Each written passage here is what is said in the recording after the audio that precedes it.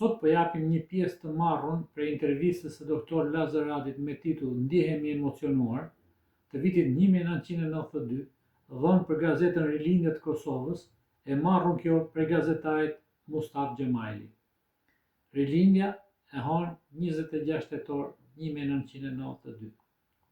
Tash doktor Lazaradi i ka 76 vjet dhe anis se krijon në kushte të rënda, banjën e ka përshtatur në dhomë pune, flet me optimizëm për të ardhmen, pret e përcjell miq të shumë, daktilografon dorëshkrimet e tij që ka arritur t'i shkruajë me dorë dhe ruajtur përgjatë përsekutimit 46 vjeçar.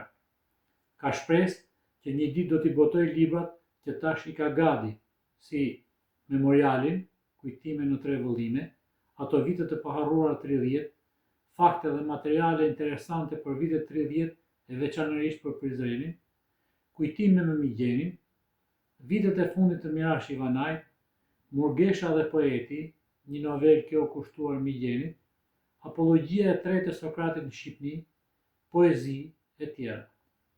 Ndër të tjera, doktor Lazaradi thotë: "Të shkruaje poezi, të mendoje për ndjenjat holla kur ndodheshe nën vorbullin e terrorit komunist të burgut, kur ishe nën survejim të përditshëm dhe nën kërcënimin e vdekjes, ishte çmenduri. Na duke sikur të gjithë njerëzit që shndërruar në Arguzo. Edhe të friksuarit, edhe friksuesit kishin nga 100 sy e vesh. Të mendoje për gjëra të tilla ishte e tmerrshme. Të shkruaje ishte një çmenduri." Pra, midis këtij tmerri dhe kësaj çmendurie, lindën këto vargje që për të parën herë u paraqes lexuesve. Një jetë e tërë e mbërthyer në mors, në çaste të thella dëshpërimi, por edhe besimi e shprehse, i kam shkruar disa libra modest, të cilët janë përmbledhje e një epoke dhe një njeriu të shkelur nga kjo epokë. Çdo poezi ka një histori të vetën, një dhimbje të saj, një shpresë të saj në pritje të një dite të lirë.